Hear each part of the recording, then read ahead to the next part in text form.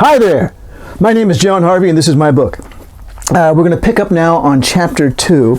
I'd actually already read quite a bit into it, except the literal son of a bitch right there was barking, and I had to stop and start all over again, so here we go. All right, so this chapter, okay, first of all, I've moved to a new room. This is in the Hobbit room, the room over our garage, and I hope that the acoustics are better here. As you can see, I've hung a blanket back here, and otherwise, let's see, what else did I tell you the last time I went through all this? Well, this is the room, as you may know from Cowboy Economist videos, where I have all my war games. I got Sinai right here, which I actually showed in one of my Cowboy Economist videos because I was talking about the Arab-Israeli war that led to the OPEC oil embargo. Here's Napoleon at Bay. Counters are completely unpunched. Not a big Napoleon guy, but it must have been on sale somewhere. So I have roughly 300 games, of which I've played maybe 10. Okay, that's not true. It's more than that. So anyway, we'll see if this works out better up here. Now, I had promised myself that when I got to subsequent chapters that I would make sure I'd read the chapter first. I don't have time. All right, so this is going to be kind of like slam poetry, except it's going to be slam book reading, where who knows what's going to happen next, all right?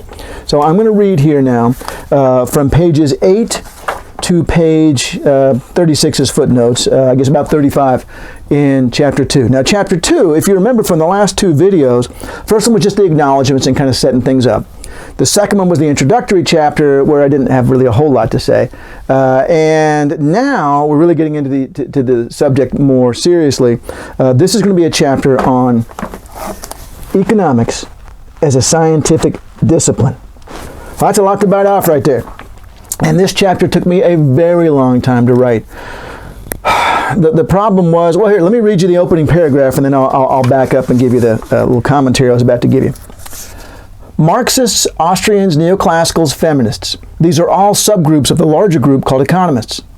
Before trying to understand the elements unique to each individual school of thought, it is necessary to take a step back and look at some of the broader issues that affect them all. To that end, this chapter discusses the nature of scientific inquiry, the means by which we train economists, the reward structure that exists in our profession, and the process by which accepted theory evolves. This detailed outline of the current state of our discipline will create a context within which each school of thought can be understood.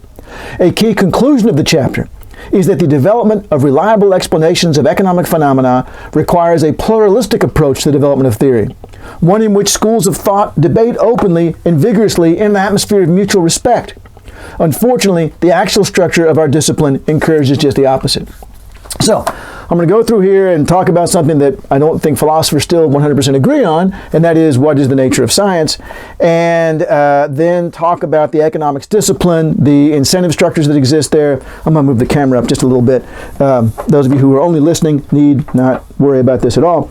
And you'll notice a lot of my institutionalist background coming through in this chapter, because I think something that's particularly important to talk about here is, as it just said in the introductory paragraph, that this is a cultural thing. Science is a cultural. Science is a subculture. It is a group of people who share certain values, right? And carry out certain types of practices and so forth. And I think we need to understand it that way in order to understand how economic theory and policy evolve. So here we go. What is science? Let's start with a very basic question about which many volumes have been written. What is science? We are taught in primary and secondary school that it is methodical, experimental, and objective, and that the world it studies has particular innate characteristics. The job of the scientist is to make careful, unbiased observations and to use these to formulate hypotheses. These hypotheses are then tested to see which are valid and which are not. Other scientists double-check this by trying to replicate the original researcher's work. It is by this process that we slowly accumulate knowledge about the way the world really works. There is a definite right and wrong, and we know for certain how many phenomena really and truly work. Scholars of scientific method believed this idealized classroom version for many years, and who can blame them given the evidence of tremendous technological advance? But closer examination reveals several problems. Start first with the subject matter. Is the world really out there in some objective form waiting for us to discover its secrets? Or are we actually putting our own particular interpretations on what we see? The quick answer is that it is no doubt a bit of both, but especially the latter. To understand this, consider for a moment the philosophical query, If a tree falls in the forest and no one is around to hear it, does it make a sound? One is usually told that there are a number of potential answers, and that these depend on your perspective and assumptions. Teasing out the latter is the point of the exercise. But strictly speaking, and assuming no one also excludes animals from being within earshot, there's only one correct response, and that is no. This is because sound, quote unquote, does not exist in the absence of ears or similar organs. Our ears translate the vibrations in the air into impulses that we interpret as sound. If there are no ears, there is no sound. Thus, while it might be safe to say that one of the consequences of a tree falling in the forest is the creation of vibration in the air, it is not sound unless there are ears in the vicinity. Sound is just our human-centered or ear-centered interpretation of it. Our version of what happened is, quite naturally, biased by what we are equipped to notice. For all we know, there may be a whole range of fascinating and important phenomena associated with tree falling of which we are totally ignorant. Things that would be noticed by dogs, like the one over here to my left, eagles, bats, ants, microscopes, thermometers, seismographs, extraterrestrials, and so on. We do not therefore collect facts, only our limited impressions of the phenomena we are capable of noticing. It's not just our senses or the scientific tools used to enhance them that affect our perspective. We are social animals. We hunt, mate, feed, and so on in packs. We also instinctively want to share the culture of our pack, as this is what binds us together and makes us feel safe. Returning to how science is done, since cultures differ, this creates even more room for varying interpretations of the phenomena we experience. The world around us is filtered first by our physical capabilities and then by our cultural proclivities.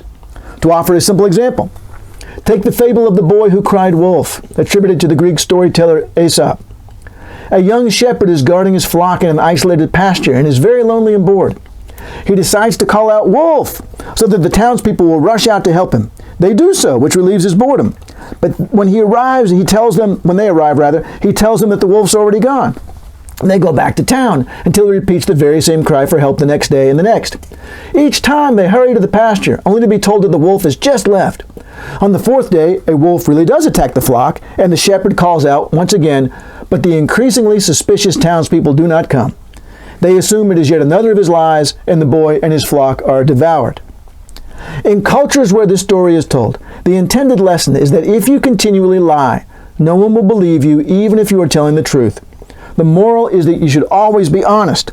However, on the science fiction television program Star Trek Deep Space Nine, the same story is told to a member of an alien species called the Cardassians, which has nothing to do with the Kardashians, by the way. Their fictitious culture is a very Spartan one, in which victory at any price is highly praised. Friendships and honesty are not valued as much as success and cunning. Hence, when the human Dr. Bashir self-righteously announces the moral of the story to the Cardassian Elim Garak, the latter replies with, "Are you sure that's the point, Doctor?" Dr. Bashir responds, "Of course, what else could it be?" To which Garak suggests that you should never tell the same lie twice. Garak's implication that the fable could just as easily be used to illustrate Cardassian values is quite right. So, to the Cardassian viewpoint, the kid was stupid. If he'd made up a different reason for everyone to come rushing up to the pasture, then he could have come out of this alive. But instead, he stole the same stupid lie over and over. Serves him right. If this is true, the moral itself must not be inherent to the story. Rather, each observer, quote, learned, unquote, from the tale only what he already believed in the first place. For Dr. Bashir, the fact that the liar in the story is punished is consistent with his culture's view. For Garak, it shows, as Cardassians believe, that one must be cunning. Had the boy only concocted more imaginative lies, he might have both survived and relieved his loneliness. Yet a third observer could have argued that the story illustrated the folly of entrusting dangerous jobs to children, or that a cry for help should never be ignored. What you see is strongly influenced by what you expect to see. As the economist Gunnar Myrdal was fond of saying, there can be no view except from a viewpoint. These issues of bias are not limited to stories about falling trees and shepherds. Those who study research in the natural sciences, where one would imagine that these problems would have the least impact, have nevertheless found that scientists tend to design studies in a manner that makes them more likely to, quote, discover, unquote, precisely what they expected to find in the first place. This need not be intentional, and in some ways it's unavoidable. If you expect that a chemical process is going to generate heat, then you set up a thermometer to measure it. But if you don't expect it, then you may not use a thermometer, and an important side effect may go unnoticed. You design your experiment to record what you expect to see, which makes it more likely that you will see it and not something else. In the words of Albert Einstein, whether you can observe a thing or not depends on the theory which you use. Now, none of this precludes scientific progress, of course. It must not, or we would not have powered flight, penicillin, plumbing, or the printing press. That's alliteration. It just shows that the process is not as straightforward as you were taught when you were younger. The fact is that scientists are people too, with the same strengths and weaknesses as the rest of us. So now the next part of the chapter is a realistic version of science. This is about as far as I got last time before you started barking everywhere. Okay. If scientists are not uncovering objective facts, then what are they doing? Well, the first step in answering that question is the realization that real-life science is in itself a subculture that consists of a bundle of worldviews, values, practices, and behavioral standards. And then there's a footnote. I've got this over here to read out the footnotes. While the term subculture usually implies the existence of certain countercultural elements, I am using the term more generally here. I merely mean some distinct subgroup within a larger culture. There's a fantastic book called Subcultures, The Meaning of Style, about punk and Rastafarianism and teddy boys and so forth in England. Really great book. So I'm using the term subculture, though, to just denote a smaller section of the overall culture. It exists within a larger culture, with which there will be varying degrees of overlap and conflict. In that sense, what we call science is no different from Buddhism, dentistry, Rastafarianism, online computer gaming, antique collecting, or any other group that shares behavioral norms and common practices. It is not acultural or value-free, but a particular culture and a specific set of values. Roughly speaking, what really makes a scientist is the belief that the world can be understood via the systematic study of its observed characteristics, and that skepticism, objectivity, and respect for logic and evidence are the values most likely to lead us to useful and reliable explanations. This is the essence of their subculture. Not that they, like members of any other subculture, are always successful in living up to their own ideals. The communities of individuals who share these ideals extend across many different kinds of science and a number of distinct schools of thought or paradigms, and I'm going to use school of thought and paradigm interchangeably here, even though they're not necessarily exactly the same thing. Thinking specifically about economics, although this would probably apply more generally, each school of thought consists of the following elements. And to be honest with you, I never really used this much. I struggled with whether or not I should include this in the book or not. Let me show you this little chart here, and then I'll read it out for those of you who are only listening. Let's see. This is my structure of a school of thought. A formal analytic structure, which includes a worldview, ideological and philosophical lens through which members see the real world, axioms, unquestioned and unquestionable assumptions, methods, how the economy should be studied, and provisional explanations, theories and models. That's part one. Part two is recommended applications of their research or policies. And then part three is behavioral standards that each member is expected to follow in order to remain in good standing. And so, again, I used some of this in the rest of the book. I felt like I needed to do something like this to sort of say this is what a school of thought is, but I'm not sure I stuck to it all that well later in the book, but we'll see. These are discussed at length below, with parenthetical references to the outline above to make following the discussion easier. In the process, a more realistic view of a version of science will be built. The formal analytic structure, section 1, consists of the worldview, axioms, and methods shared by the community of science in question, plus the set of provisional explanations they have developed via their research. Right? Provisional because they are never final and always subject to review and revision or rejection. The worldview is a function of various cultural and ideological biases. Right? So that's the very first part of the formal analytic structure is the worldview. Right?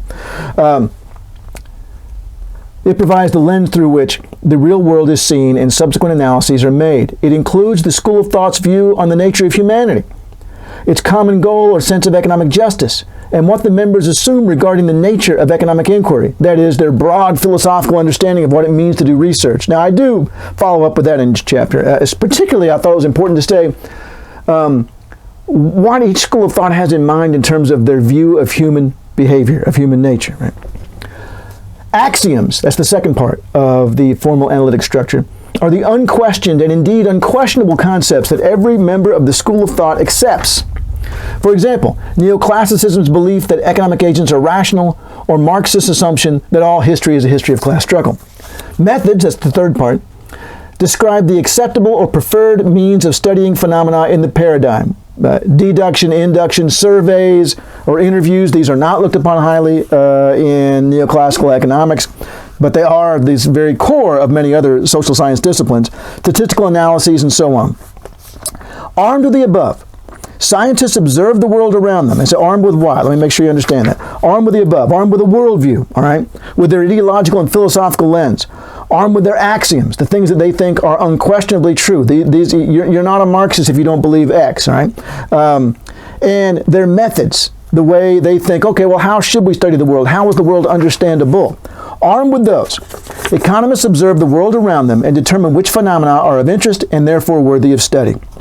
Religious, political, corporate, and other forces play a role in this process, as controversies surrounding stem cell research and global warming have demonstrated. What is of interest is decided both socially and by the paradigm in question. Research is in the process of developing provisional explanations of these foci, right? And these take the form of theories and models, where the former are conjectures regarding the nature of individual phenomena, for example, the theory of supply or theory of demand, and the latter are sets of theories designed to explain some larger or more complex concept, for example, the market. Recall that what they're trying to explain does not consist of a set of immutable innate characteristics within an objective universe. What economists perceive as the real world is a function of their worldview, and is thus a conceptualized rather than objective reality. It is impossible for it to be otherwise. And thank you, Dr. Hans Jensen, my mentor, for coming up, or for teaching me that idea right there about the fact that we are dealing with a conceptualized reality and not a real reality. This bears repeating. Scientists cannot set out to discover objective facts, since objective facts do not exist. We are inevitably limited to collecting and studying biased observations and interpretations of what we study. Under these circumstances, the best for which scientists can hope is to make some practical sense of what they see around them. But the good news is that this more modest goal is not only within our grasp, but it can be extremely useful. It means that we are able to develop working rules that enable us to interact successfully with our environment. Even though we can never, for a variety of reasons, declare any theory or model absolutely correct, we can nevertheless make a case for a particular provisional explanation as having been consistently useful or reliable. This is not insignificant. In fact, it is the actual pragmatic contribution of science to human welfare. We may never know if it is true that air traveling over a curved surface creates lift. But thus far, that characterization has led us from the Wright brothers at Kitty Hawk to NASA's space shuttle. For all we know, our conceptualization of the process is deeply flawed, and what's really occurring is related to forces that we do not even suspect exist, but that has not, however, kept us from flying. Right? Now, this is not to say that everything that may be useful and reliable will be accepted, though.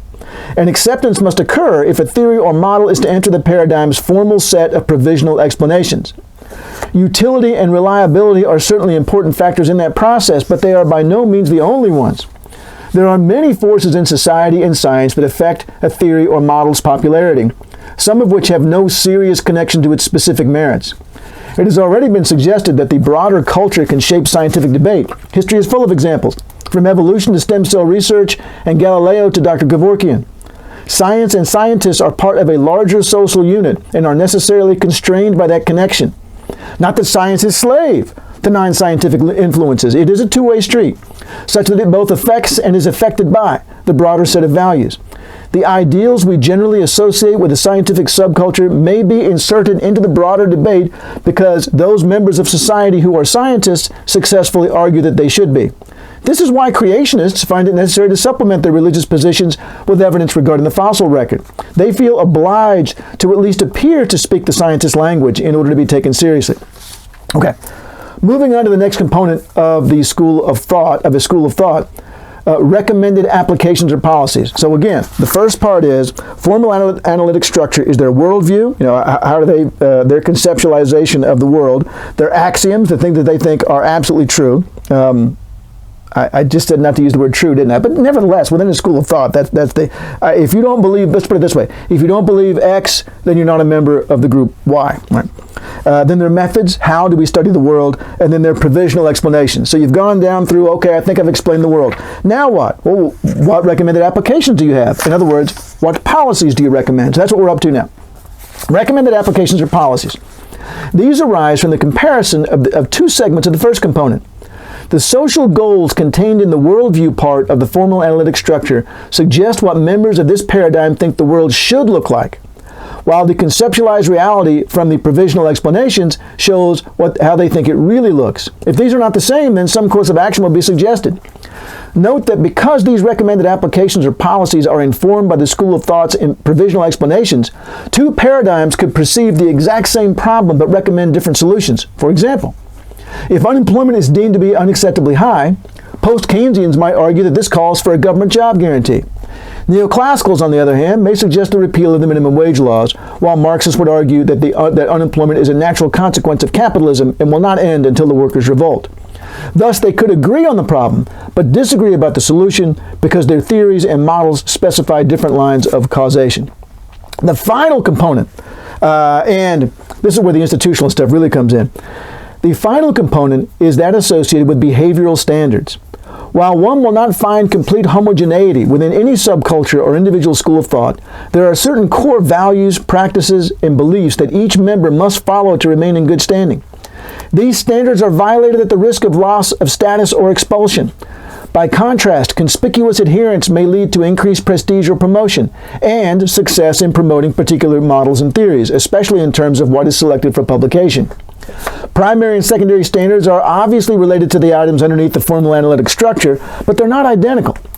Roughly speaking, the formal analytic structure represents what members of a school of thought say they value, while the standards show what's really rewarded in practice. They may also highlight certain themes, or particularly in secondary standards, skipped a page, certain themes, or, this makes more sense, emphases not otherwise evident from the formal analytic structure. Secondary standards may be violated within certain limits, but primary ones are to be obeyed or you are not one of us. Take physicians as an example. For the sake of argument, assume that most members of this group are political conservatives who enjoy playing golf and reading mystery novels. Not sharing one or more of these interests might mean that a particular physician is less popular with her peers, but no one would deny that she is still a physician. Violation of these secondary standards make participating in the subculture more difficult, as you find yourself excluded from various professional activities, for example, though not impossible. If, however, she decides to start making diagnoses on the basis of star signs and planetary alignments, her behavior could lead to formal investigation and loss of license. This is true, even though among astrologists, such behavior would be considered perfectly appropriate. However, a primary standard of modern medicine is that disease is related to human physiological conditions and not the relative positions of heavenly bodies. She is perfectly free to disagree on the bases that take primary standards as given. For example, she could offer a contrary opinion based on her analysis of a patient's biochemistry, the interpretation of a lab result, or the examination of an X-ray. None of these alone would be viewed as unphysicianly. But if she persists in arguing that her patient is ill because Venus is ascending, then she's out of the club. She's no longer a physician. Returning to the secondary standards, even egregious violations need not lead to dismissal, though they may harm your reputation. Say, for example, our physician decides to start coming to work in cut-off jeans, a t-shirt, and sandals. This may be viewed as unprofessional by both colleagues and patients. By itself, however, this may have no significant consequences. Or she could recommend herbal remedies to her patients. So long as this was alongside standard prescriptions, little may be said. Replacing the couches and armchairs in her waiting room with beanbag chairs might cause a murmur, but she's still a physician. However, violation of all three of these at once, wearing cut-off jeans, t-shirt, and sandals, recommending herbal medicines, and decorating the waiting room with beanbag chairs will raise some concern within the physician's subculture. Depending on her status in the medical community and the existence of offsetting positives, perhaps she's universally recognized as a brilliant diagnostician, in which case her transgressions may be viewed as amusing eccentricity. She could well face sanctions and certainly a fall in status. She will probably not be elected as the next president of the American Medical Association. This is significant for the subject of this book because adherence to standards has an impact on the chances that an economist's work is published. As will be discussed later, journal articles and books represent the primary means by which we communicate with each other, develop new theories and models, critique and amend existing ones, and so on.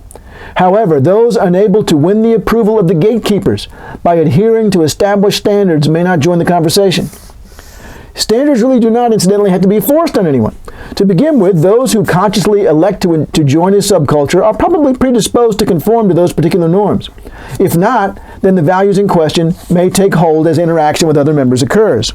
This is particularly likely if there's an initiation process, or a sizable investment to become accepted, or a significant reward for being associated with the subculture. Any doubts can be swept away by sincere conversion or the desire to believe.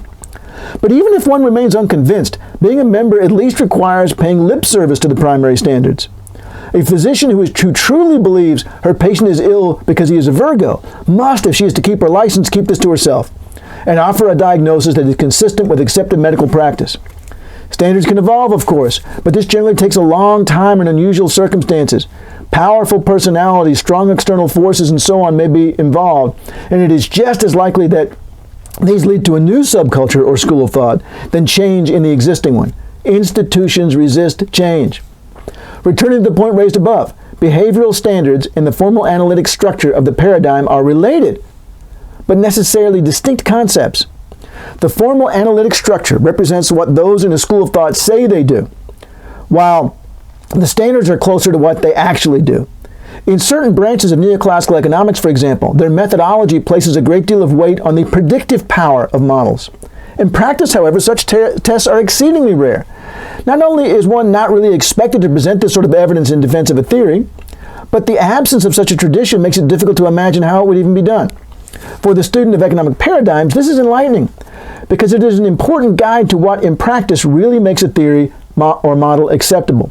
This is hardly a situation confined to neoclassicism. Every school of thought has things they say are important to them, but in reality they don't really pursue. Second, the behavioral standards are distinct from the formal analytic structure in the sense that they give us insight regarding something that the latter does not: hierarchies within schools of thought. Not every concept is considered equally important. Focusing one's work in a legitimate, but in the minds of your colleagues, inconsequential area will make it very difficult to contribute provisional explanations that will win acceptance and raise your status in the community. This implicit ranking manifests itself particularly in the secondary standards, and it exerts a strong influence over what research is done and which models and theories become popular. What this is leading up to is how it is that certain approaches and schools of thought end up being excluded from journal publication in books. And while a lot of this may be, I don't know, fairly obvious to you or me, this is written for like first-year econ majors, all right? So they don't know all this, right? This is brand new to them, all right? And so I'm hoping to lay this out in a way that is, structured, rather than, hey, there's a lot of crap that goes on that means you don't get published. I wanted to lay this out in a way that felt like it was an explanation of, what is this term that's used? Pattern modeling, to create a set of rules of the situation that are internally consistent and make sense. Right? Third, because a school of thought's worldview, axioms, methods, and models and theories are more likely to have been carefully and self-consciously developed, they will have a greater tendency to be internally consistent and instrumental in achieving their stated goals. But standards evolve more subtly and need not have any pragmatic aim. For example, you will not find any contractions in this book because they are considered unprofessional in scholarly writing. Does it actually make my argument more powerful to have said will not rather than won't in the previous sentence? Oh, the previous sentence says there weren't any, and then the next sentence has one. Oh my God. Don't read this book. Apparently it sucks. Of course not. In fact, it would have saved a bit of printer's ink. This is a ceremonial standard that serves no instrumental purpose, but can actually obstruct it. Such rules are nevertheless taken very seriously, and they guide group behavior every bit as much as those that are more pragmatic. Again, this is not to say that the utility and reliability of an explanation are unimportant. Only that consistency with social and paradigmatic standards is also critical and cannot be ignored when trying to understand how theory evolves. In addition, there may be structural factors that affect which standards are most vigorously enforced and which schools of thought and social groups are best placed to make their views the views of the discipline as a whole. Editorship of journals and management of graduate programs are key in this respect. While in society, in general, those who are the most powerful will be in the best position to encourage the science that is consistent with their interests.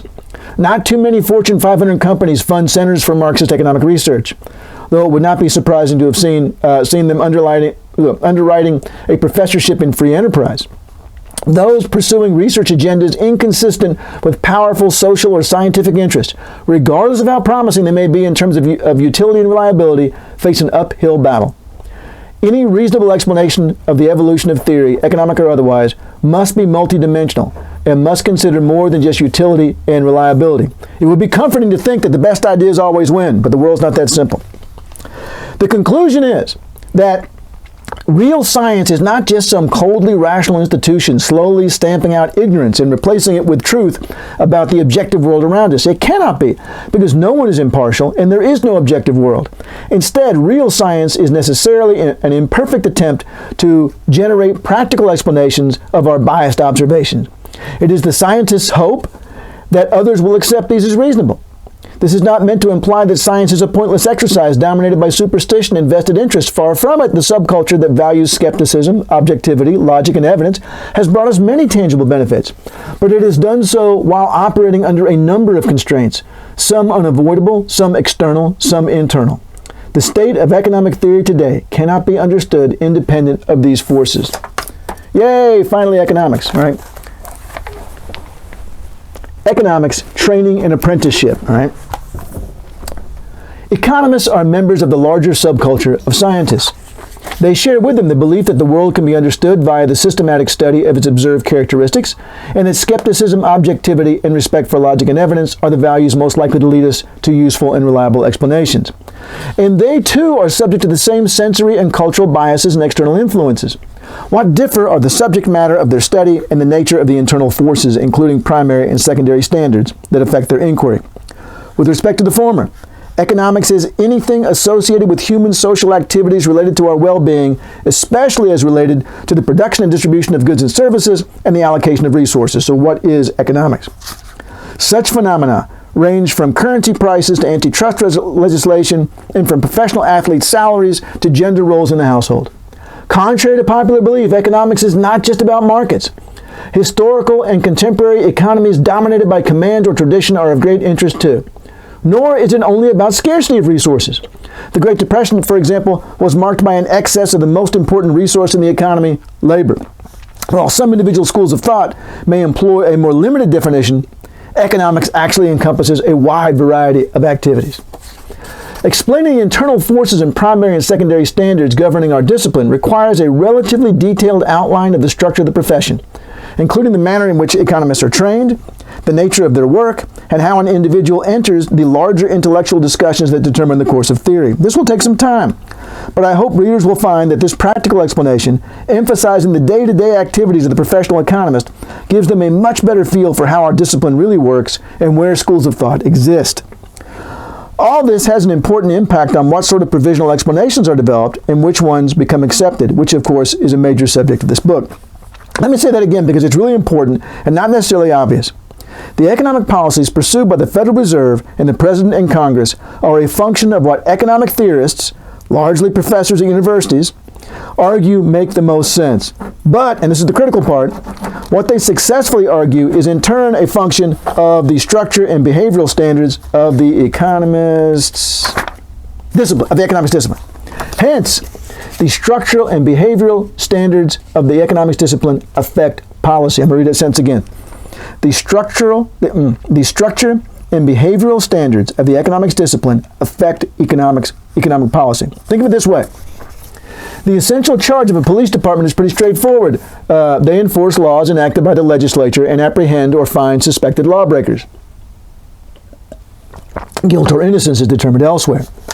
But the sort of outcomes that creates can vary considerably. For example, what if officers received bonuses for writing speeding tickets? Everything else being equal, their local community would appear to have more speeders than others, even if this were not true. Conversely, if writing a speeding ticket involved much more tedious paperwork than in other departments, then apparent speeding would decline. If promotions depended on arrests, then that would affect law enforcement patterns, as would punishing officers whose arrests did not lead to convictions. In short, the incentive structure set up by the department directly affects outcomes. Even with the same laws and number of lawbreakers, it changes who gets arrested and for what. It creates a bias. But this is inevitable. There is no such thing as a structure that does not create a bias. The question is, which structure creates the desired outcomes, right? But wait, there's more. There's a difference between the structure of the system and the culture of the system. Even if it is written into the regulations of the local police department that bonuses are paid for writing tickets, were there an unwritten code among officers, a behavioral standard, that ticket writing is not something a real officer does, this will dampen or even nullify the effect of the bonus system. If officers feel more loyalty to each other than to the code of the law, dishonest officers may be protected. On the other hand, if their sense of professionalism is very high, corruption will not be tolerated. Understanding realized outcomes requires knowing more than just the formal charge of the institution in question. All right, well, returning to the original point, there are parallels to all of these in the economics discipline. If you truly want to understand why the financial crisis occurred, you need to know not just the theories behind the relevant policies, but also the behavioral standards generating those policies and the inherent biases that they create. All right, now, before proceeding, note first that while the following is meant to apply in economics in general, to economics in general, by necessity it leans towards the practices followed by the school of thought that is the most influential in setting standards in the profession, neoclassicism. This is not altogether inappropriate, as almost every single economist in the world, regardless of the route she eventually chose, was initially trained as a neoclassical. This is also primarily a description of the system as it exists in the United States. However, those aspects emphasized here should be similar enough in other countries that it should not create an insurmountable problem. Note, too, there is no attempt made to identify the components of a common formal analytic structure that all economists believe. I'm sure it could be done, but it'd be so general that it would be a waste of time, and after all, the rest of the book is going to break it down into individual schools of thought. Last, remember that there's no such thing as a view except from a viewpoint. Hence, while I have tried very hard to remain objective in my analysis, that is not the same as saying that I am neutral. In point of fact, I think the current system is broken. This is so because it does not generate the vigorous debate among schools of thought that the imperfect nature of scientific inquiry requires for the development of useful and reliable explanations. Since it is not true that scientists are unbiased protectors of truth, provisional explanations should be regularly and openly challenged, especially by those from opposing paradigms. This is extremely rare in real life. Primary and secondary behavioral standards and specific structure of modern economics instead create incentives that encourage conformity and monism, i.e. the belief that only one legitimate view exists. Monism as opposed to pluralism. Institutional inertia takes over and muffles criticism, and in extreme cases punishes those with contrary opinions with banishment. They are no longer considered economists. And I have absolutely heard that said about people who are outstanding scholars, but they weren't neoclassical. Just heard it last week, actually. Very little significant debate takes place in our discipline. The review that follows reflects this criticism. All right, here comes economics. The beginning of economics is traditionally dated to 1776, the year that Adam Smith's An Inquiry into the Nature and Causes of the Wealth of Nations was published. However, it was not until the late 1800s that it emerged as an academic discipline unto itself. Today, the training and apprenticeship of the economist has become highly formalized. This begins at the undergraduate level, where education is dominated by the textbook approach. The advantage is the standardization of course material across universities and the fact that it suggests that an effort has been made to make these concepts accessible to students. In addition, the existence of a text means that a new preparation is easier to develop, which is particularly good news to the brand new faculty member. The disadvantage is the tendency to avoid anything that might harm sales. Controversial, unique, and complex subjects, for example. New ideas, too, may take a long time to reach texts. In addition, it may stifle innovation, as instructors accustomed to this culture may avoid creating courses for which a ready-made textbook does not already exist. These factors combine to create a tendency for undergraduate education to be somewhat generic and potentially bland because the textbook culture encourages aiming at the lowest common denominator. This is most likely to be a problem at the introductory level, where the market is the largest. There are energetic and enthusiastic instructors who will find means to enhance the classroom experience, and there are good textbooks, but they face these constraints. In terms of subject matter, the central focus is on teaching students, quote, how to think like an economist, unquote. What this means is learning to evaluate alternatives in a formalized cost-benefit framework and to consider the incentives facing individuals and how these might create unanticipated consequences. This is often described in terms of immutable and universally accepted laws and concepts, like self-interest, utility maximization, demand, supply, comparative advantage, equilibrium, rationality, and so on. These will be organized into formal models and applied to a variety of situations, with advanced classes, international economics, labor, economic history, for example, presenting specific applications of the common tools to new topic areas. In most programs, it is emphasized that economics is, in contrast to what was said earlier in this chapter, value-free. The discipline is thus described to students as one in which all analyses are completely objective. The core concepts are acknowledged as facts, and controversies concern only matters of degree. Right? In such a world, there is no point in discussing alternative schools of thought because they must have already been harvested for their useful ideas. As in the simplistic version of science discussed earlier in the chapter, the current state of economic theory is presented as the result of a steady and progressive process of separating fact from fiction, wherein a single school of thought totally and appropriately dominates the conversation. Note that the textbook culture fits nicely with this since it prefers standardization. So in other words, your typical introductory economics class and on up, they present our discipline as if, well, no, it's value-free.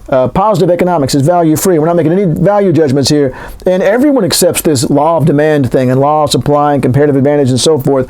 There is no actual controversy. Who do I have that quote in here from? Siegfried? I don't know. If I don't, I'll read it. I'll come up with it here at the end. All right. This does not describe every program, but it is a common base from which any variations arise. Those who approve of this state of affairs argue that students learn to use a sophisticated set of tools to analyze novel situations in a discipline that has consistently and successfully worked to replace bad theory with good. And indeed, it is true that economics majors are always among the high scorers on graduate placement exams, and there is evidence that they are also among those who advance most quickly in the workplace. If something is broken in the economics major, proponents say, then it is difficult to see what it is based on these results. It is a rigorous discipline that is feared by many students. Those who select economics take a certain pride in this.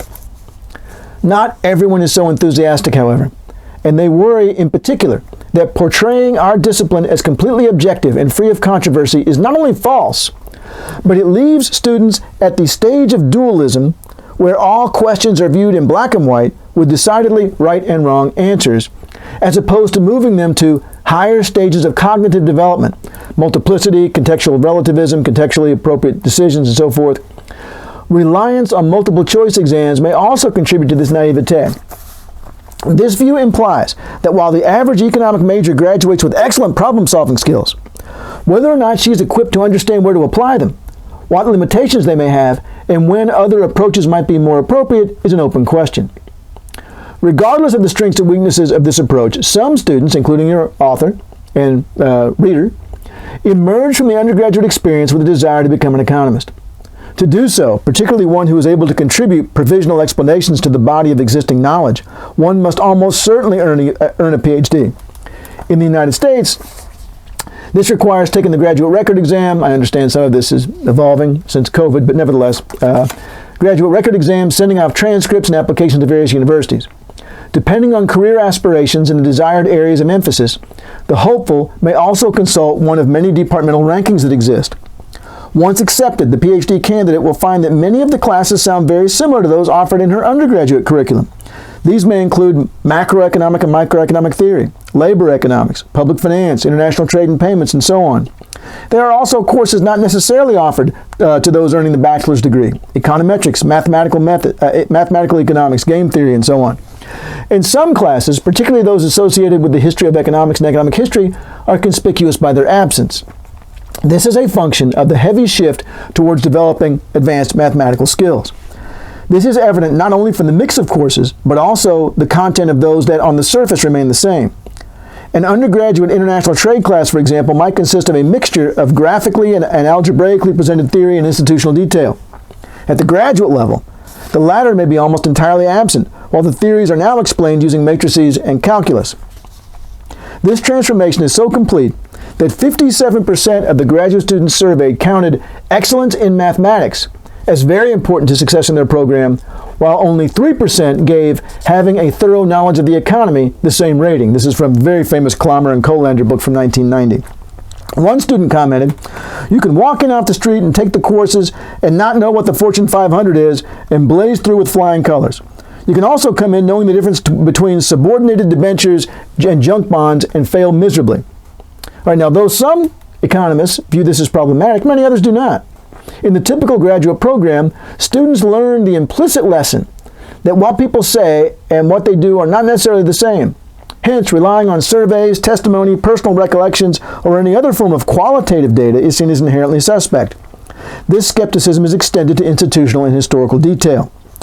One's inherent bias may serve, it is argued, to cloud rather than illuminate the issue. Hence, economists should rely on abstract reasoning and intuition. But, so as to ensure that this does not become uncontrolled speculation, it is expressed in advanced mathematics. This, they believe, provides the rigor necessary to apply basic economic principles to complex problems while at the same time maintaining objectivity. It is also the unstated reason for the move away from history and institutions and toward regressions and equations. Some schools of thought disagree strongly with this methodological position, saying that bad ideas expressed in advanced mathematics are still bad ideas. The math alone cannot change that fact. But it is nevertheless a part of the economist's standard training in most programs. A self-selection process takes place whereby those who find this shift too challenging, uninteresting, or unconvincing leave. Those who remain have either fully endorsed the methodological principles implicit in this approach, or they're willing to endure until they have earned their degree. In the United States, coursework fills about 2 to 3 years of the PhD candidate's curriculum. Note that this level of education is much less textbook-oriented, but with many journal articles, the primary means of communication among academic economists, as assigned as class reading. Homework and projects are relatively rare, as exams and papers are the preferred method of evaluation. During this time, the student may also be serving as a teaching or research assistant, or somewhat later, an independent classroom instructor. And they will likely be attending seminars where drafts of professional papers are presented by in-house or visiting professors. It is by this process that the student is being introduced to the values and practices of the subculture of the professional economist. Through formal and informal channels, personal interactions with peers and professors, observations, classwork, and so on, they are beginning to learn and internalize the primary and secondary standards of the economics profession. One of the most basic secondary standards is that research is respected over teaching. This does not mean that individual faculty do not necessarily admire the creative and hardworking instructor, but there's definitely a hierarchy. Someone who is a successful researcher, while lacking classroom skills, is almost certain to earn a higher salary and garner more professional respect than the outstanding teacher who never publishes. Part of the rationalization is that the research has the potential to reach many more people and lives than teaching, although in reality the overwhelming majority of it does not. In a world where there were 34,573 journal articles published in 2008 alone, one has to wonder how many of those had any impact whatsoever. A more pragmatic reason to value research is that economists who publish regularly are more likely to keep up with developments in their field. Once you earn a PhD, you're on your own. There are no refresher courses or periodic exams you must take. However, if you are able to publish your research, then this may indicate a continued mastery of your specialization. Well-published faculty might also be more likely to be able to move beyond the textbook approach and build a course that would be relevant and interesting for the student. Even in institutions where research is not the top priority, this is obviously a plus. Of course, requiring faculty to research is not the only means of achieving this end, but it's the easiest for the university to employ because they don't have to judge it. All right, somebody does that outside the university at the journal. Some worry, though, that the focus on research may have become more ceremonial and instrumental. Whether or not this is true is difficult to say, but it is certainly easy to imagine such a situation arising for a number of reasons. First, research is competitive.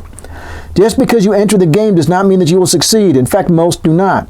A publication is therefore a trophy in a way that a classroom preparation is not. In that way, they would naturally serve to create distinctions among faculty members. In addition, such trophies are easy for administrators to count in determining promotions and raises, particularly in contrast to trying to evaluate faculty teaching. Note also that if research forms the primary means of promotion, then those making policy will generally be among the best published members of the university community. They would have a strong desire to want to believe that research is important. Last, inasmuch as humans tend to emulate the behavior of the most respected members of our subculture, this creates a tendency for even teaching-oriented schools to want to become a miniature MIT or Harvard. This means publishing, regardless of whether or not that serves an instrumental end. And I want to interject here. I got nothing against it. I think that publishing can serve a very pragmatic end. The only point that this section here is making is that I'm not sure that's always necessarily the way it works out, and I don't know how to judge whether or not requirements of research are being used pragmatically or not. I don't know how to test that, but I can certainly easily imagine scenarios wherein that's not what's going on, right? And that's what that discussion was just now. So I don't want to imply that I'm pro or con research. It doesn't work out that way. If it is for a pragmatic reason, then absolutely you should be requiring your faculty to do research. Our students at TCU should not be paying the tuition they are if they're not taking a class from somebody who hasn't just read the textbook. I got to tell you that the PhD doesn't prepare you for teaching the class. All right, the research you do later makes a huge difference. All right. So, as implied above, that hierarchy applies to institutions as well as individuals. Rankings of academic departments are not based on teaching skill, but on number of publications and citations. In addition, there are more preferred topic areas. High-level or more general theory is thought to be more impressive than policy-oriented or applied work. The use of mathematics is considered superior to institutional or historical detail, and research in certain schools of thought and topic areas is regarded as better than others. Students will absorb all this in classes and other interactions, and this newfound knowledge about the standards of the discipline will be put to use in starting the dissertation.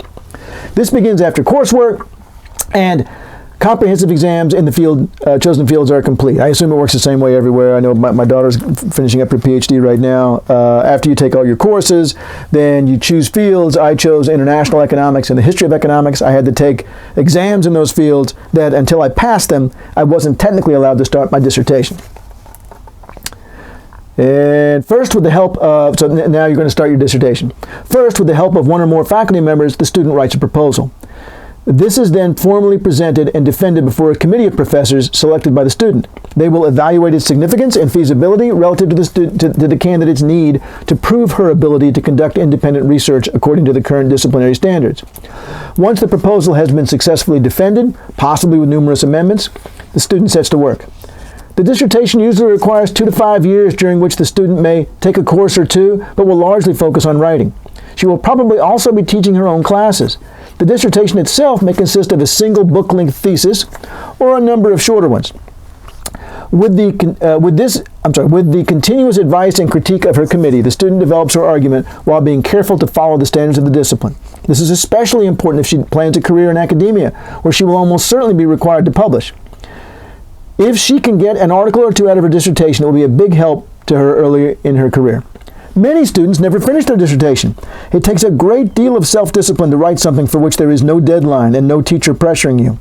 Your committee members have their own work to do, and while the vast majority are very happy to help their charges by reading and commenting on various drafts, this represents a lot of extra and largely unrewarded work for them. So the responsibility lies solely with the student. But as the goal is to test the ability to conduct independent research, this doesn't seem altogether inappropriate. If the student does finish, the last formal step is a dissertation defense. Assuming that all members have already read and approved the work, this is largely a formality. Even then, difficult questions might be posed as a part of a ritualistic rite of passage.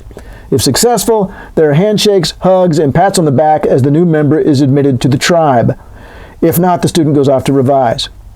Those who emerge with PhD in hand are now formally economists. The next step is finding employment. Many will seek jobs in academia, though there are numerous opportunities in the private sector and government. As the private sector and government jobs generally do not contribute to the development of theory, they will not be discussed here. It is at universities where most of the research is conducted, with some important work done in think tanks as well. Entering academia usually means becoming a professor. At educational institutions in the United States, new PhDs are typically hired at the assistant professor level. Their responsibilities will fall into three primary areas: teaching, research, and service. The weights placed upon these vary considerably by university, but roughly speaking, the more classes you are expected to teach, usually 2 to 4 a semester, the more relaxed the research expectation. However, as suggested above, since the latter can be counted in a way that is not possible with the former, it usually plays a more visible role, i.e. the research tends to play a more visible role even when you're teaching a lot of classes. Note that even though the pressure of graduate school is gone, this is still a tense period for many economists, as they are technically on probation until around their 6th year. At that point, they are expected to present a portfolio of teaching, service, and research accomplishments that will convince the university to grant them promotion to associate professor and tenure. The privileges associated with tenure vary somewhat, but it basically means that it becomes more difficult to be fired. Ideally, this is supposed to protect academic freedom in the sense that one cannot be terminated for teaching or researching unpopular or controversial topics. This is obviously a major decision for both parties. For the candidate, if she is unsuccessful, she must leave the university and look for new employment. For the university, they want to do their best not to tenure someone who will later prove to be unproductive. The probationary period can be a very important part of an economist's life. It is the apprenticeship phase that sets into motion patterns that continue throughout her career. Without question, the most challenging part of the portfolio building process is what? What do you think? What do you guess? That's right, research. Service work is not only easy to find if one so desires, but it's rated relatively low anyway.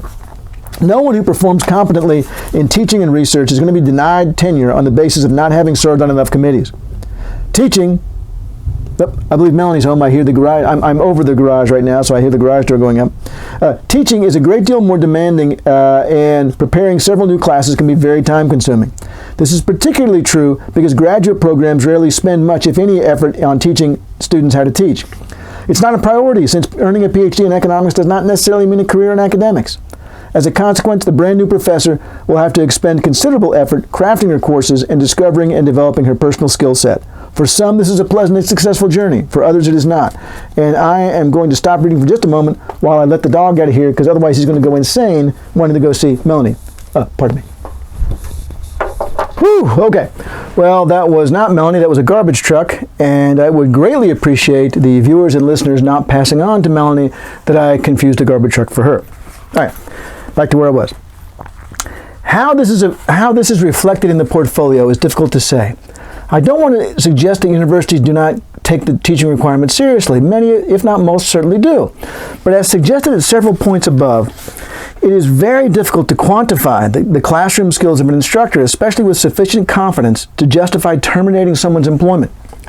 Are poor student evaluations an indicator of insufficient time spent in classroom preparation, or of a fair but demanding instructor? Even if we have our suspicions, this is a very serious decision. With the best will in the world, it is simply very difficult for university officials to measure the quality of teaching. To some extent, they rely on self-selection. Newly minted PhDs who do not enjoy time spent in front of students will probably not apply for jobs at colleges that require heavy teaching loads. Other forms of pressure can and will be applied too. But in the end, it's relatively difficult to deny tenure to someone on the basis of poor teaching alone. Research, however, is a different story. It can easily be counted, sorted, and ranked. Even better, the evaluative bodies responsible for approving or rejecting submissions are external and composed of recognized authorities in the faculty member's discipline. Whether or not a faculty member gets a paper accepted by a journal has nothing to do with the university.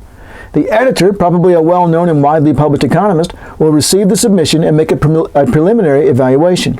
If the topic area does not fit well with what the journal publishes, or if it is obviously unprofessional, the editor will reject it outright. Otherwise, the author's name will be removed and the submission sent to several economists who are experts in the relevant areas. At this point, anywhere from a month to a year or more may pass while referees review the paper. When they're finished, each will send their editor a critique along with a recommendation. The standard range includes reject, revise and resubmit, accept with minor revisions, and accept without revision. The majority of papers, and I'm guessing on the order of 75 to 90%, will receive one of the first two, i.e. Reject or revise and resubmit. The editor will consider her referee's evaluations and decide how to proceed. She has the last word. Authors of accepted papers will rejoice, for they now have something to add to their portfolios. The sole fact of having written and submitted the paper would have counted for next to nothing. Likewise, presentations of original research at professional conferences, institutes, or other universities are nice as fillers in the candidate's application, but no number of these would be viewed as substituting for a publication. Nor would writing for a general non-scientific audience be helpful. In addition, in economics, book chapters or even entire books are not treated as the equivalent of a journal article because only journal articles go through the rigorous process of peer review by an editor and a team of experts. One must have their seal of approval to build a portfolio that will guarantee tenure and promotion. Now, many departments also employ strict rankings such that only publications in a handful of select journals give any real credit toward tenure. The recipient of a revise and resubmit will, I've got another topic here. The recipient of a revise and resubmit will almost certainly do so, hoping that the second round will end in her favor. Those whose papers were rejected must decide if the manuscript is salvageable, and if so, whether to rewrite it before sending it to a different journal and playing the waiting game all over again. Depending on how close the individual is to the tenure decision, this can be a very tense and frustrating period. Near the end of the probationary period, candidates submit their completed portfolios. These generally cycle up from the department to the college to the university, with various administrators and faculty evaluating the materials along the way. Successful candidates are promoted to associate professor and given tenure. If they wish, they may remain at this rank for the rest of their careers. Otherwise, with the passage of an appropriate number of years, the associate may apply for promotion to the final rank of full professor. The procedure is similar, but there's a much greater emphasis on research, and of course, the unsuccessful candidate is not out of work. Indeed, she is free to try again once she is added to her portfolio. The post-tenure career of an academic economist will continue to involve varying degrees of research, teaching, and service, but with less direct pressure to reach a particular threshold with respect to the first.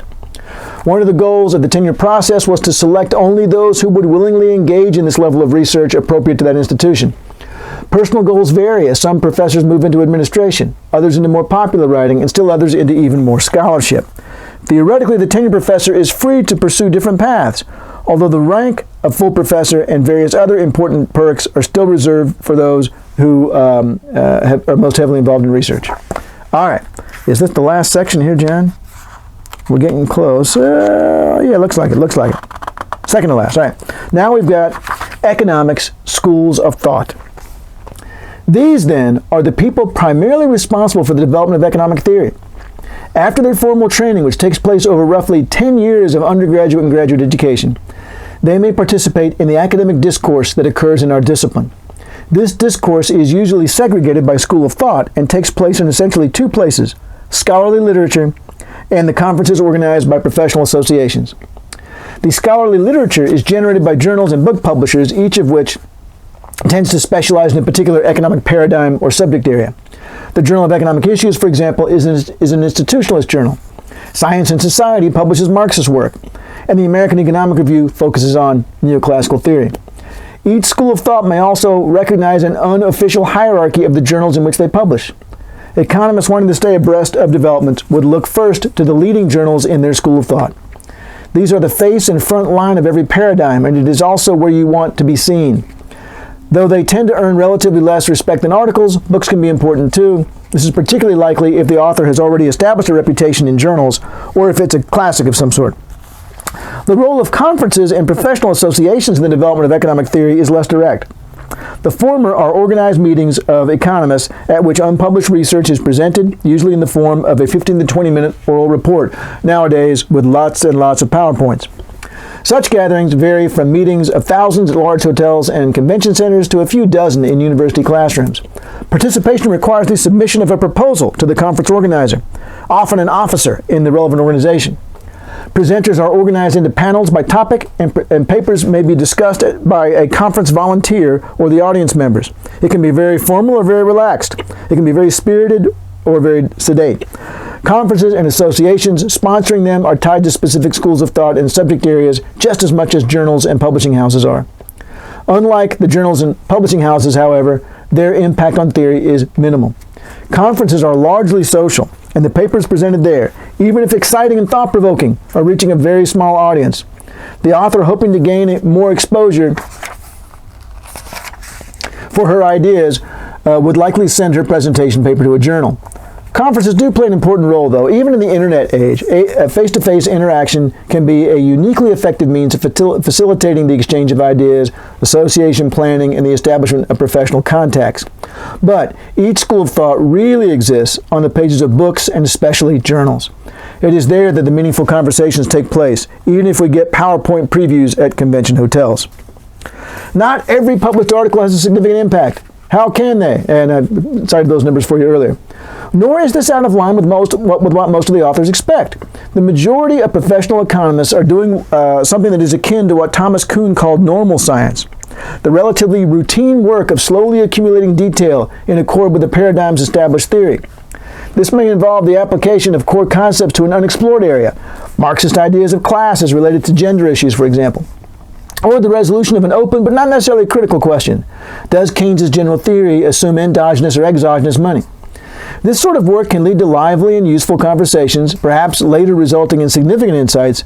Generally speaking, however, there are a great many articles that are relatively trivial in terms of their contribution to broad theory.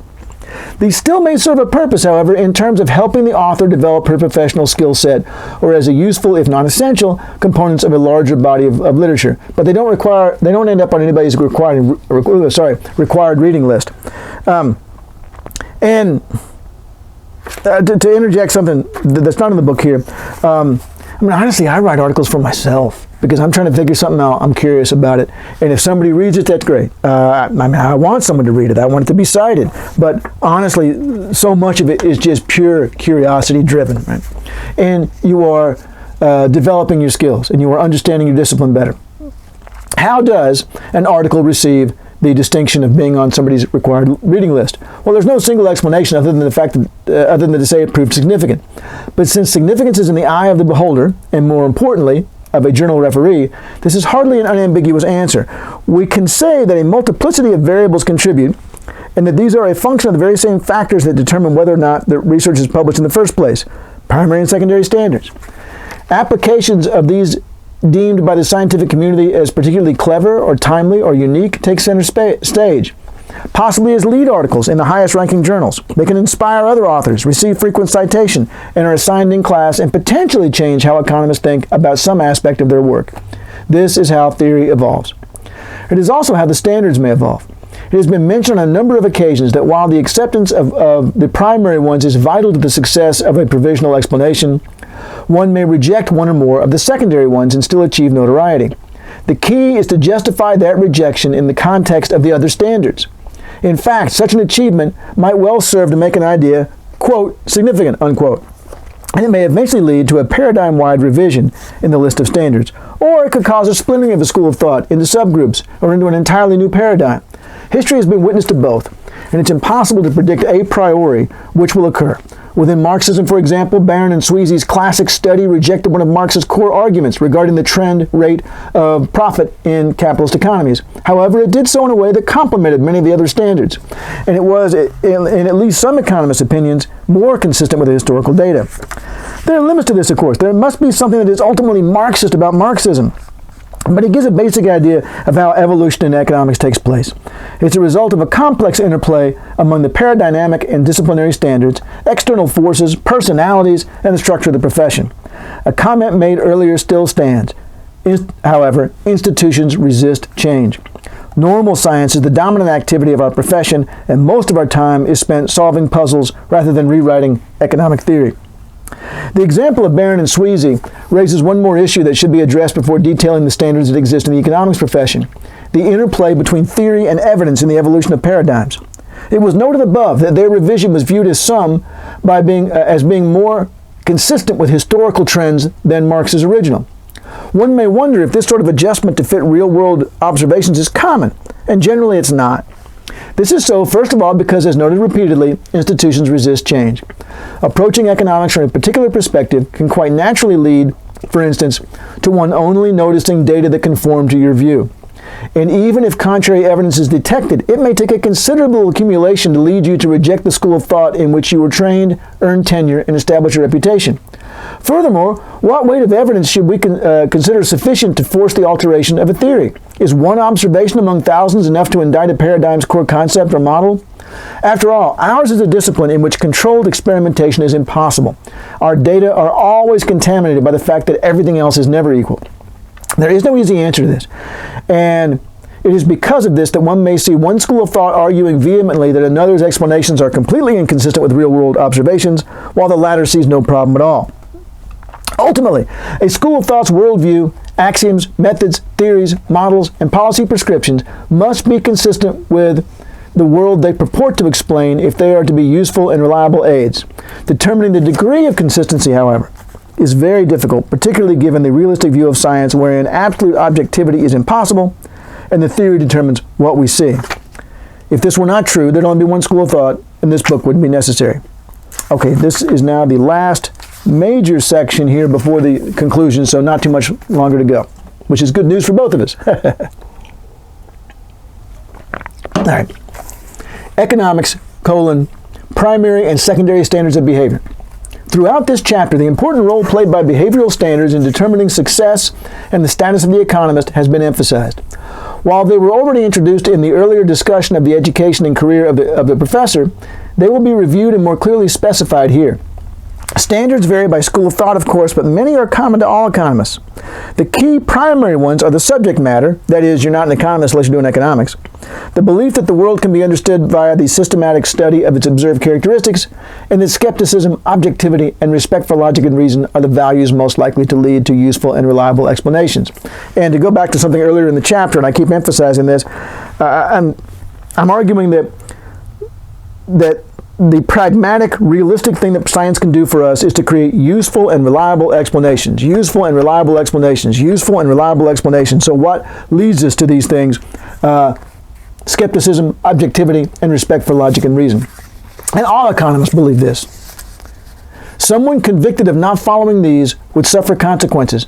For example, those at the training stage would find that their instructors would not assign a passing grade if they insisted on submitting assignments as short stories, or analyses of plant biology or apartment building designs. All worthy endeavors, but not economics. All right, this violates a primary standard.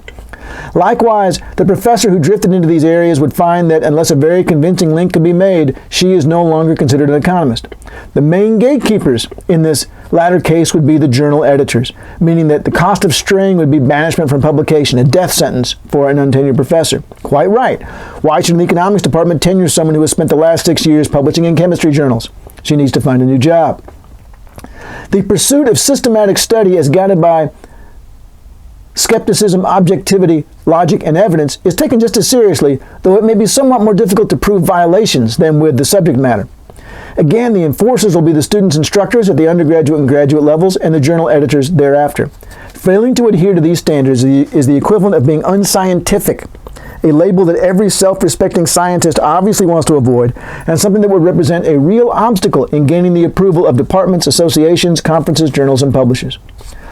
While the specifics may vary from school of thought to school of thought, all share these primary standards in spirit. These are very basic and uncontroversial, and as such should serve as a common bond among economists of every sort. As an aside, recognizing these commonalities is extremely important if we are to transform our discipline into one marked by serious but respectful debate. Marxists and Austrians already know where they disagree, but they may need to be reminded of where they agree. It is more difficult to identify a common set of secondary standards, but Table 2.1 attempts to do just that. Recall that these may be violated with little consequence if in small doses, particularly if there are offsetting factors. Strict adherence, on the other hand, can enhance one's position. As suggested above, the table uses the earlier description of training, and I'm not going to show you the table here. Well, I'll show it to you real quick. I'm not going to go over it, because I don't know that we gain that much at this stage. All right, let's see here. And come on, focus. That's too small. Now, if you want to email me at j.harvey@tcu.edu, I can send you a screenshot of that table. But it's a table of what are some of the secondary standards of behavior, and maybe I'll just sort of skim through it real quick. And I'm looking here at the text, and now I'll just kind of skim over the table. All right. So what the table has is under the category of undergraduate. There's a preference in economics for formalized modeling processes. Absolutely. That this is a secondary standard that You don't have to do this, but your position will be enhanced if you use a formalized modeling process. Economics is emphasizing the application of logic and analytical skills, is another one mentioned. These are all very, very general ones. Under the graduate one, research as the most important indicator of the value of an economist or a department is a very powerful secondary standard. It's shared pretty much across all schools of thought. Preference for general theories over specific ones. Ancestor worship in the form of citations that legitimize an argument by linking it to a respective name or publication. My gosh, I do this all the time. It was as Cain said, as the good book says, right? And apprenticeship, pre-tenure professor. Hierarchy of journals, a very common secondary standard. Importance of journal articles over all other publication types, and so on. So it has sort of a list here of the things that are, and it has some very specific neoclassical ones, and I'm not going to make you listen to all that because we're about to break it down by individual school of thought. But let me read you the last chapter here. I'm sorry, the last couple of paragraphs of that section. There's nothing wrong with this, of course, in other words, of having all these secondary standards. If those rules are well considered and effective in terms of achieving the university's, profession's, and society's goals. In fact, if science worked as in the naive view, these might represent an effective guard against the intrusion of subjective and extra-scientific influences, but that's not the case. And so behavioral standards that encourage conservatism and discourage innovation should at the very least give us pause for thought, because that's what they do. When you have all these standards, then think outside the box, except don't if you want tenure. You need to make sure you think really tightly inside this box, right? So, if science really were the slow process of replacing, fiction with fact, then, hey, thinking inside the box would be fantastic. But if it's not, as this chapter argued, then really we need to be encouraging people, at least at some level, to try things that aren't necessarily approved by the secondary standards of behavior. Now, let's see. In a world where bias, perception, politics, religion, and other subjective and non-rational forces inevitably impact theory development, it is pragmatic to discourage economists from exploring alternative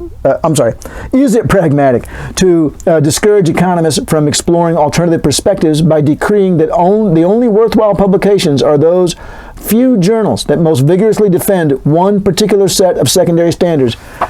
Journal rankings may be the biggest problem in the discipline. All right, that when the department has a ranking, okay, then you've already just said I can't publish anything in feminist economics because it's not on the list, right? And that would be a very common scenario.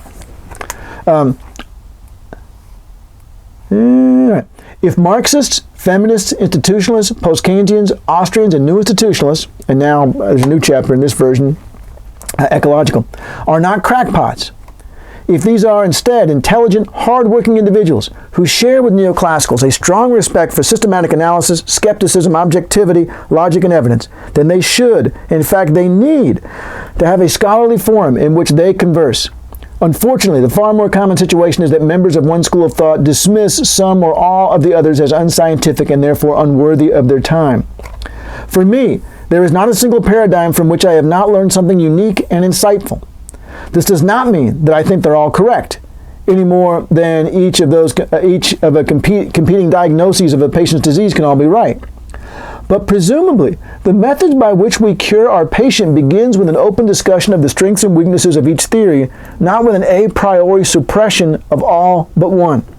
The same is true of the economy. Last section, 3 paragraphs, conclusions. Economists are scientists who study human social activities related to our material well-being. They believe that these can be understood via the systematic analysis of their observed characteristics, and that skepticism, objectivity, and respect for logic and evidence are the values most likely to lead us to useful and reliable explanations. Economics, like science in general, is affected by sensory and cultural biases. In addition, because it's a social activity, the popularity of a theory or model involves more than just its ability to explain the phenomenon in question. It is also necessary to account for politics, personalities, prejudices, religion, vested interests, jealousies, and so on. To put it in neoclassical microeconomic terms, these are the constraints under which we operate when trying to maximize our knowledge of the economy. This is inevitable, but those who consciously acknowledge the role of these factors are better placed to minimize their impact. For every school of thought in economics, one can construct a formal paradigm. This is the object of the rest of this book. Primary and secondary standards of behavior will also be identified and their impacts explained. Some standards are shared across all paradigms because they arise from the common aspects of training, apprenticeship, and employment described above. Many others will be unique to that particular school of thought and will, by their nature, define the sort of research undertaken by those economists in which theories endure. The reader should not expect that this volume will leave her feeling as if she is an expert in every school of thought, or that she knows exactly where she stands in terms of her beliefs about the economy. Instead, it is far more likely that its effect will be to open many new questions. If her experience is typical, however, these will be burning questions that will ignite a strong desire to know more about our discipline and the world it purports to explain. And that is Chapter 2. Next time I visit with you, it'll be Chapter 3, Neoclassical Economics. And it's not going to be just economic, the economic theory. It's also going to be, how did it end up being the dominant school of thought? What was the process? Was there a discipline-wide contest? No. In fact, the major factor was, of all these war games I have sitting around here, I don't have one. Oh, well, this will work. It had a lot to do with this. There's my teaser. May the force be with you. See you next time.